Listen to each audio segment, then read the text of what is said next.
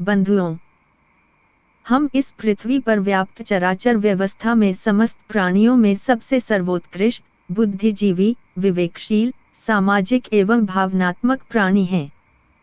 प्रकृति ने इस चराचर जगत में हमें सबसे अलग विवेक क्षमता देकर सर्वोत्कृष्ट इसलिए बनाया है कि हम जन्म लेकर उसकी व्यवस्था का उपयोग उपभोग करते हुए उसकी व्यवस्था का संरक्षण करें और समस्त प्राणियों में सर्वोत्कृष्ट होकर उसकी व्यवस्था को और भी सर्वोत्कृष्ट बनाएं।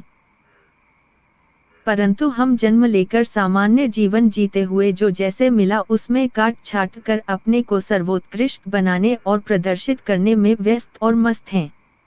अपने इस प्रकार के सामान्य गतिविधि में प्रकृति और जीवन को भूलकर जीवन को सामान्य रूप से केवल और केवल अपने को हर स्तर पर हर जगह अपने को सर्वोत्कृष्ट बनाने और प्रदर्शित करने के सिवाय कुछ नहीं कर रहे हैं और अंततः इस धरती पर गंदगी फैलाकर अपनी जीवन लीला समाप्त कर दे रहे हैं। जबकि सबको हर किसी को पता है कि मरना ही मरना है। जिस दिन मर जाएंगे उस दिन उनके लिए सब समाप्त हो जाएगा। कुछ तो रोएंगे, पछताएंगे, आपकी अर्थी पर आंसू बहाएंगे। क्या पता आज के इस समय में वह भी नसीब होगा कि नहीं, कुछ पता नहीं। फिर भी लगे हैं अपनों को सर्वोत्कृष्ट बनाने और प्रदर्शित करने में। पता नहीं जिसके लिए काट छाट कर रहे हैं, जिसके लिए चोर बेईमान बन रहे हैं, धूर्तता कर रहे हैं, वह उनकी अर्थी को काढ़ा देगा कि नहीं, पता नहीं। फिर भी उसी के लिए अपनी सर्वोत्कृष्टता की वजूद छोड़कर निकृष्ट बन जा रहे हैं।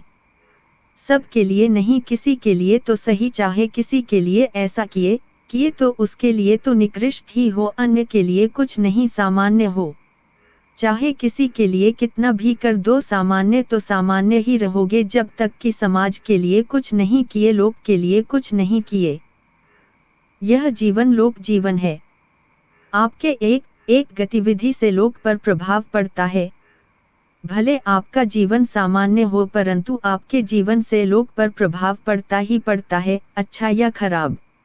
जो आप अपने पीछे छोड़ रहे हैं व्यक्ति जीवन, सामान या कृत्य, उसका विश्लेषण तो करते रहिए कि उसका आपके मरने के बाद क्या प्रभाव रखेगा।